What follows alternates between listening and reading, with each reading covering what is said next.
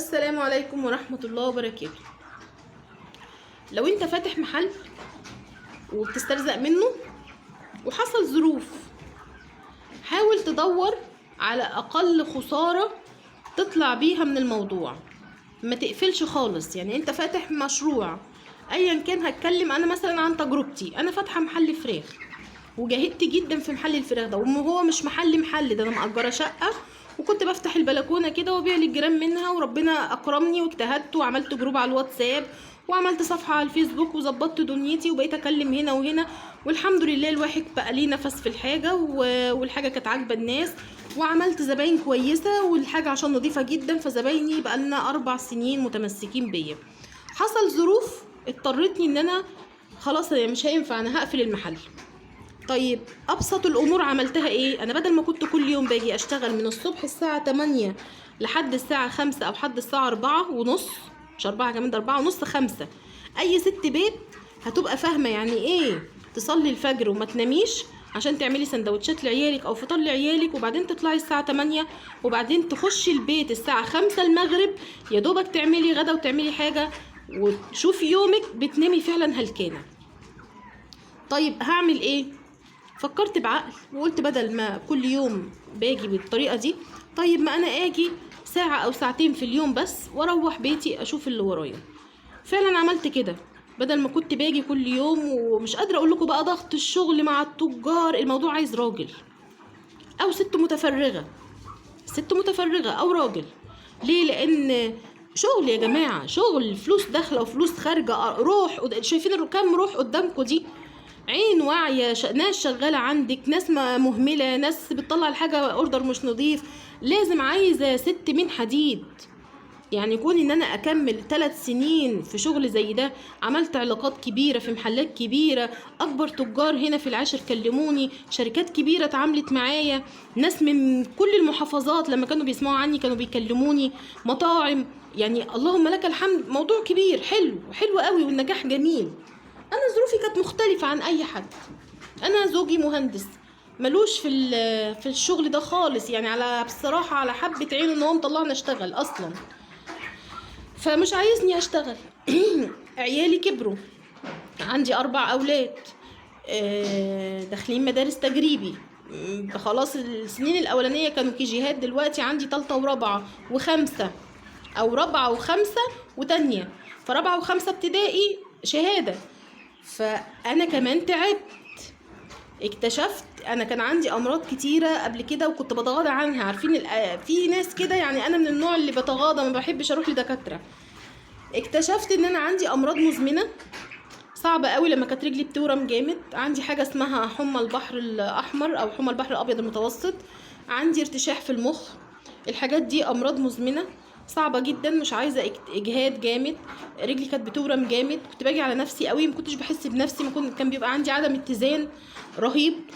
طبعا ده كله اثر على صحتي، اثر على بيتي، اثر على عيالي. وهي الست دورها في الاول وفي الاخر بيتها وعيالها، بيتها وعيالها.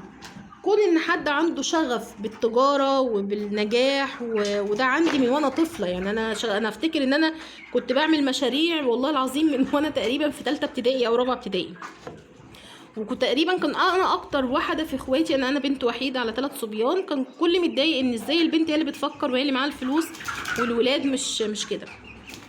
نرجع لمرجوعنا، ان لما لقيت البيت خلاص يعني لا، انا هتحاسب على عيالي، وانا هم دول ثمرتي اللي انا عايزاهم يكبروا وينجحوا ويحسوا بوجودي معاهم. طبعا انا حياتي كلها ما سبتهمش غير هم ال3 سنين دول اللي كنت بسيبهم وارجع لهم الساعه 5، واغلب الوقت كانوا كلهم بيبقوا معايا هنا، بس ما فيش الاهتمام بتاع الام العاديه.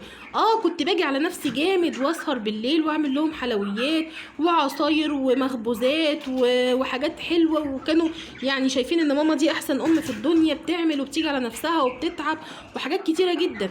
بس اثر على صحتي انا، اثر وبقى عندي ضغط نفسي شديد، ما بمدش ايدي على حد، ما بضربش حد، ما بزعقش لحد، بس اثر عليا انا. يعني كون ان انا عايزه ادي لكل واحد حقه، انا تعبت.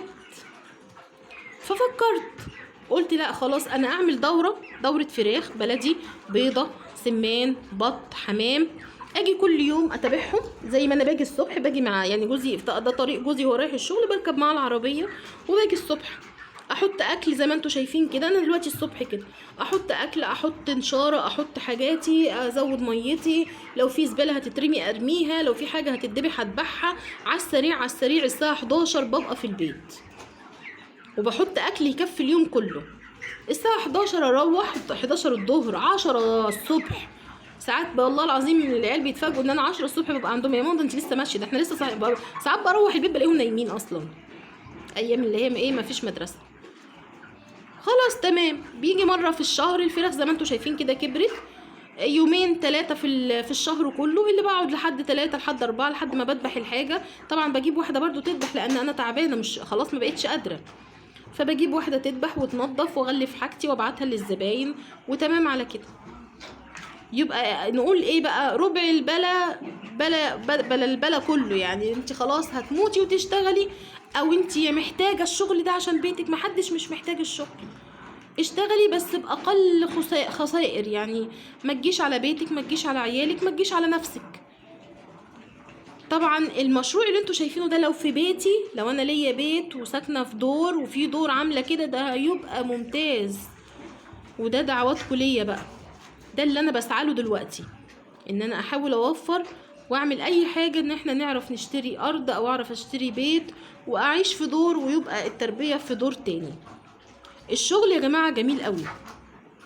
طبعا انا مش بلوم على الستات اللي ما بتعرفش تشتغل، انا اعرف ناس كتيره جدا ملهاش في الشغل وبتحب قعده البيت والرحراحه وطول الليل قدام التلفزيون والمسلسلات التركي وعلى التليفونات في ودانها مع دي ودي ودي ورغ رغ رغ وطول النهار نايمه وبتصحى على بعد الظهر. انا مش كده خالص خالص خالص، ما اعرفش. انا هتحاسب على وقتي، انا هتحاسب على عمري، انا هتحاسب على كل حاجه. احسن حاجه في الدنيا هي الانجاز والنجاح والشغل، احسن حاجه في الدنيا. لو همشي على عكاز كده هشتغل وهشتغل، لان هي دي سعادتي، هي دي السعاده والنجاح، انك تشتغل وتعمل حاجه، ان يبقى في ايدك قرش تعرف تعمل خير، تسعد اللي حواليك، تعمل حاجه للفقراء، تعمل اي حاجه لحد محتاج، تبقى انسان عزيز النفس ما تحتاجش الحاجه. لا قدر الله لو اتزنقت في مرض، في عمليه، في اي حاجه، بقى قرشك في ايدك، ما تروحش تدور على هنا وعلى هنا. وعشان كمان يبقى يومك ما فيهوش فضا للت والعجن، وان احنا نجيب في سيره ده ونجيب في سيره ده والشيطان يضحك علينا وحاجات كتيره. العمر ده امانه، العمر امانه هنتحاسب عليها. فهو خلاصة الكلام، طولت عليكم معلش، بس عشان بحب افضفض معاكم ان لو حد لا قدر الله قادر يعمل حاجة وظروفه يعني بقت ضد ان هو يقفلها، لا حاول تدور على اقل الخسائر واعملها. معلش بدل ما تقفل 100%، يعني قلل شغلك بنسبة 50%، بنسبة 30%، بس باب رزق ما تقفلوش. واي باب رزق مشروع انت بتعمله خاص بيك اقسم بالله بيكسب. الناس اللي متعوده ان هي تروح الشركات الصبح راحه جايه تشتغل عند الناس، يا جماعه انتوا كل يوم بتستنوا كام الف بيتحطوا في ايديكم. انما الشغل الحر ده جميل جدا، انت صاحب مالك وانت صاحب حالك وبيجيب فلوس حلوه. جربوا وشوفوا. ودعواتكم ليا بالصلاح وبالصحه، وربنا يصلح حال عيالنا كلنا يا رب، وربنا يرزقني، ادعوا لي ربنا يرزقني ببيت واقدر ان انا انقل فيه الحاجه دي. طبعا الشقه دي ايجار مش شقتي، وانا مش حابه طبعا ان انا اذي جيراني لا بريحه ولا بصوت ولا بحاجه، لكن لما يبقى في بيتي مش هتبقى شقه، يعني مش هيبقى كده. البيوت بتبقى واسعه بعيد عن بعض شويه.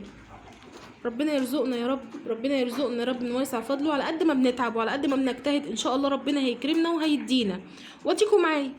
واخر بقى طلب مني ليكم، ربنا يكرمكم يا رب ويوسع عليكم. نفسي بس كل واحد مشترك في القناه يخلي حد تاني يشترك معاه، اي حد، اخوكي اختك، يعني لوجه الله لله. نفسي القناه تكبر، يعني نظهر اكتر. انا بقالي 3 سنين يمكن قعدت فتره مش مهتميه بيها، بس ساعدوني انها تكبر، ساعدوني ان شاء الله، وربنا يكرمكم وتبقوا سبب ان شاء الله ان الموضوع ده يكبر، وربنا يرزقنا جميعا يا رب. واشتغلوا على قد ما تشتغلوا ربنا هيديكم. السلام عليكم ورحمه الله وبركاته.